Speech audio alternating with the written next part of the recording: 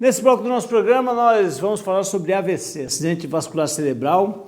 Infelizmente, é uma doença que vem acometendo as pessoas cada vez mais. No Brasil, 100 mil pessoas por ano aproximadamente morrem por essa causa. No mundo, algo em torno de 16 milhões por ano sofrem AVC.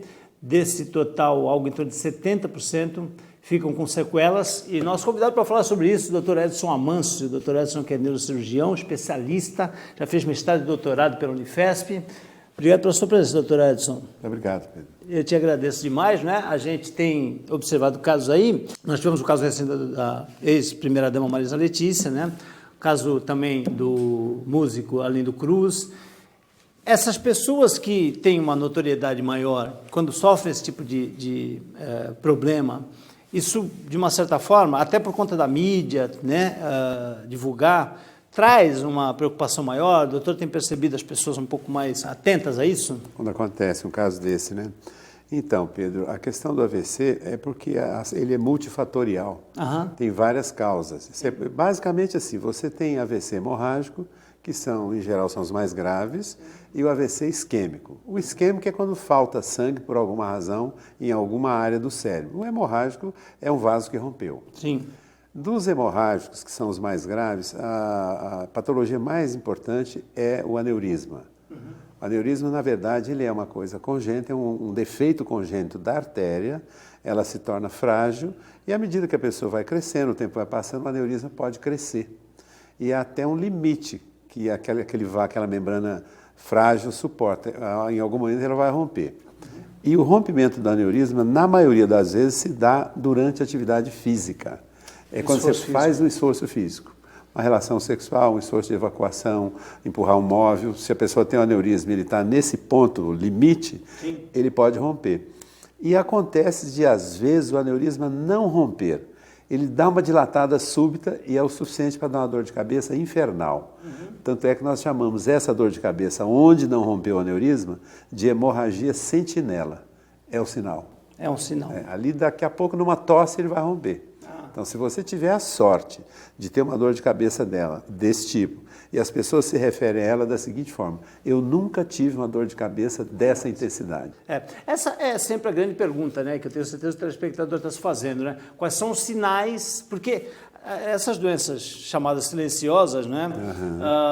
Muitas vezes a pessoa pode estar também muito preocupada e ter sinais que podem ser comuns, mas que não são necessariamente de AVC ou de aneurisma, né? Exatamente. Quando é que a pessoa deve se preocupar, doutor, efetivamente? Então, nós estamos falando do AVC hemorrágico. O AVC hemorrágico, ele está sem o cérebro, a circulação tem algum defeito. Ou é um aneurisma ou é uma coisa ainda mais complexa do que o aneurisma, felizmente mais rara, chamada malformação arteriovenosa. É um novelo de vasos mal formados, que um daqueles vasos mal formados uma hora arrebenta. Agora, o outro tipo de AVC é o isquêmico. Sim. Provavelmente mais comum e... Menos letal, doutor? Depende muito. Por quê? Qual a causa? Você tem sempre que procurar a causa do AVC, né? Não é todo aneurisma, toda pessoa que tiver AVC com a mesma causa. Sim. No caso da isquemia, ela pode ser de origem cardíaca.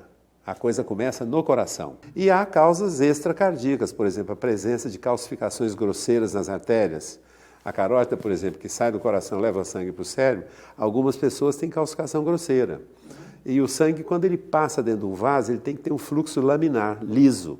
Se ele encontra um obstáculo, ele faz turbilhão, aí ele coagula. Você imagina, se esse coágulo obstruir completamente a carótida, metade daquele cérebro ficou sem circulação. Aí já... Então, você vai ficar paralisado de um lado, se for do lado esquerdo, ele perde a fala.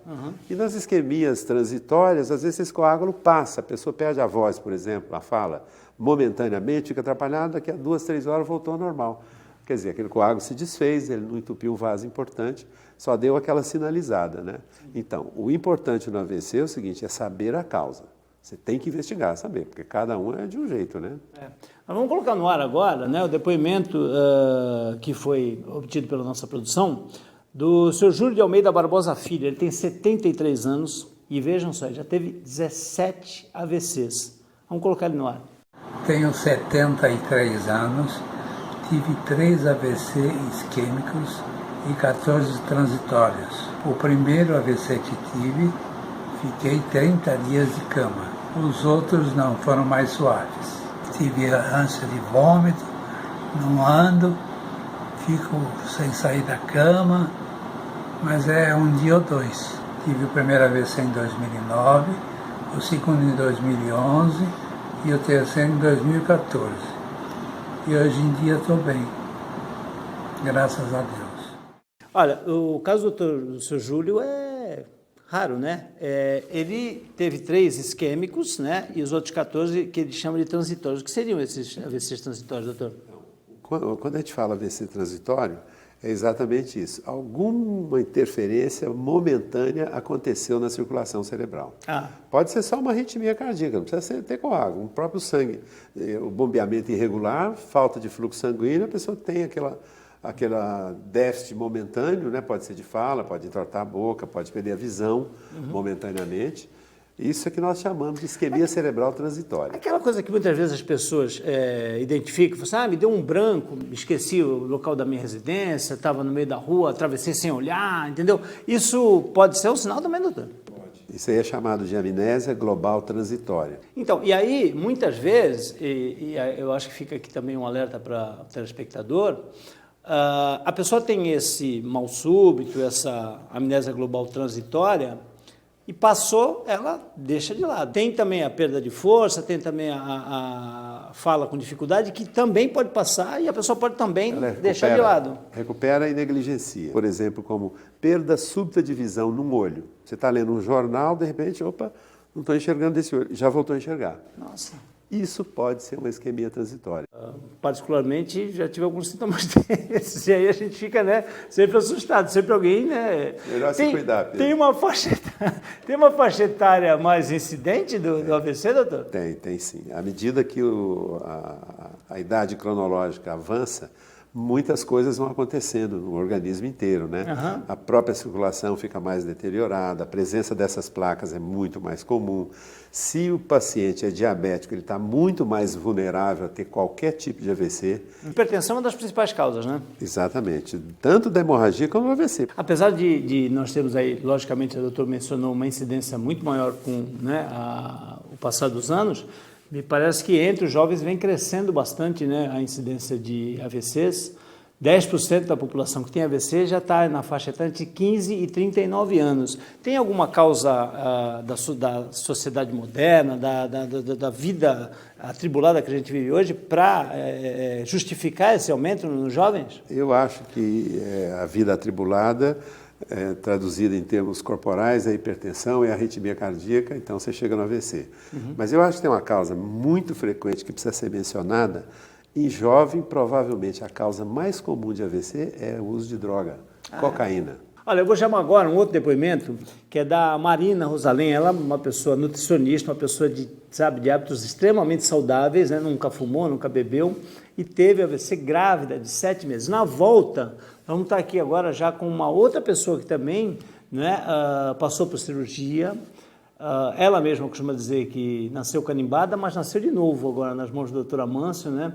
Uma pessoa muito querida aqui da nossa região, que vai estar conosco aqui no estúdio. Vamos ouvir primeiro o depoimento da Marina. Tenho 31 anos e eu tive um AVC fazem 4 anos.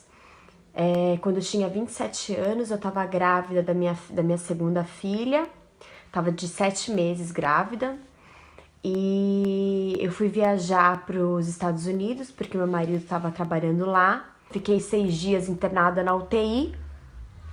Eu não me lembro de muita coisa, porque eu tive essa amnésia, que falam que é normal. E eu não pude fazer vários exames, porque como eu estava grávida, eu não pude fazer um monte de exame, porque eu não podia receber o contraste na minha cabeça, não puderam retirar o sangue da minha cabeça, porque eu estava grávida. Nos 6 meses, logo após que eu tive AVC, eu fiquei com a fala muito lenta, era difícil para raciocinar. Eu lembro que também eu dormi muito, eu não sei se eu também estava grávida, mas além de eu estar grávida, eu dormia muito, eu dormia tipo 16, 18 horas por dia.